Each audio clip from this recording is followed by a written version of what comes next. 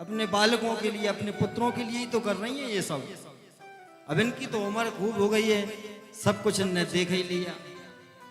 किनके लिए कर रही हैं? जो विदेशों में बैठे हैं, खूब कमा रहे हैं, खूब आनंद ले रहे हैं, मौज मस्ती ले रहे हैं, उनके लिए सब ये पूजन कर रही हैं। कभी गणेश जी मना रही हैं, कभी ग्रहों को मना रही हैं। तो जो आपके लिए माता पिता ये जब कर रहे हैं, आपका भी दायित्व बनता है इनको सहयोग करो, इनसे प्रेम करो। अरे आप किसी को पैसे देकर के कहोगे कि भैया ये हम 1 महीने के लिए तुम्हें नौकरी देते हैं, तुम हमारा रोज सुबह शाम ये कहा करो कि इनका भला हो जाए, ये बड़े आदमी बन जाए, इनका खूब बिजनेस चले, खूब व्यापार चले, तो 10, 20, 50 हजार रुपये महीने भी दोगे, जिस आदमी को घर में रखोगे वो भी आपका नहीं सोचेगा इसका भला हो जाए, वो सोचेगा इससे बड़ा मैं हो जाऊं, सोचेगा कि ये कब कम पड़े कि हम बड़े बन जाएं। तो आप पैसा देकर भी ये संकल्प नहीं बुलवा सकते कि ये बहुत बड़ा हो जाए आदमी, नहीं कह तो देगा ऊपर से, लेकिन वो अंदर से नहीं, अंदर से तो यही सोचेगा कि छोटा हो जाए।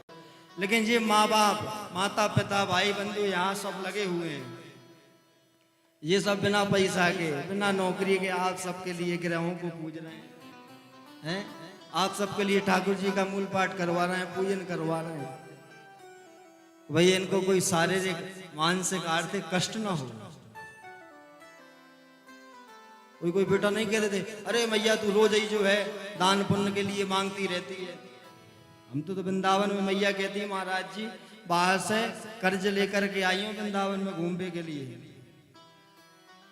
लौटने के किराए की व्यवस्था नहीं है, मैं कुछ दे नहीं सकती भगवान हैं, मैं कुछ दे नहीं सकती महाराज, ऐसे ही दर्शन करवाओ ठाकुर जी के। कई मैयाएं कहती हैं, कोई मैया कहती है हमारा बेटा रसिया में पढ़ रहा है, कोई अमेरिका में पढ़ रहा है, कोई लंदन में पढ़ रहा है, ऐसी ऐसी धनाढ़ पुत्रों की माताएं आकर के हम लोगों से जब सुनाती हैं तो हमें दया आती है उन अफसरों पर। तो बताओ मैया को वृंदावन घूमने के लिए व्यवस्था नहीं दे पा रहे। जिस माता ने, जिस पिता ने आपको पढ़ा लिखा करके अपनी सब जिंदगी लगा करके विदेश भेज दिया, लौट के तो आप आने वाले नहीं हो। कम से कम मन से सुबह शाम ही धन्यवाद दे दिया करो भैया। आज अगर आपने अपने माता पिता का सम्मान नहीं किया तो कल तुम भी तैयार हो जाओ। अभी तो ये माता पिता से तो तुम्हारी बातचीत हो रही है, लेकिन आपके जब बालक होंगे ना तो वो कुछ भी नहीं सुनेगा,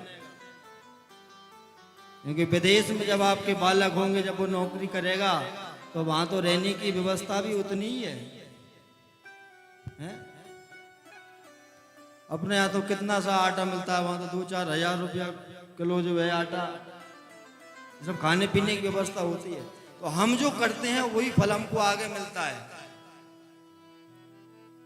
तो हम इन पुत्रों से जो माता पिता धर्म करते हैं उनको भी उनका मन खिन्न मत करना। उन्हें तुम्हारी अगर इच्छा हो तो दो, नहीं है तो कम से कम प्रेम से बातचीत तो कर लो।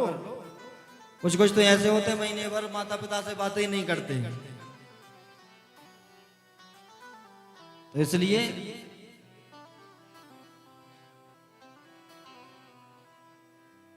इनका देखो, माता पिता का जिसने आशीर्वाद नहीं लिया वो कहीं भी जाए कुछ भी करे उसको वो फल नहीं मिलेगा।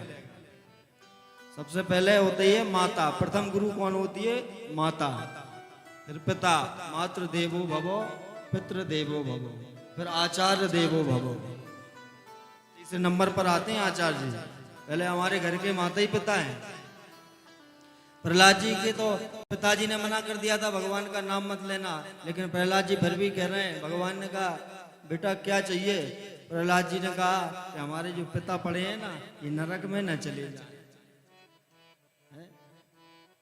भगवान ने कहा जब तूने बुलाया है, तेरा पिता है, तू प्रहलाद है, तू प्रहलाद जैसा भक्त और भक्त का बाप, कितना बड़ा भक्त होगा। ऐसे आयोजन जो करवाते हैं उनका सहयोग करना चाहिए, तन से, मन से, धन से।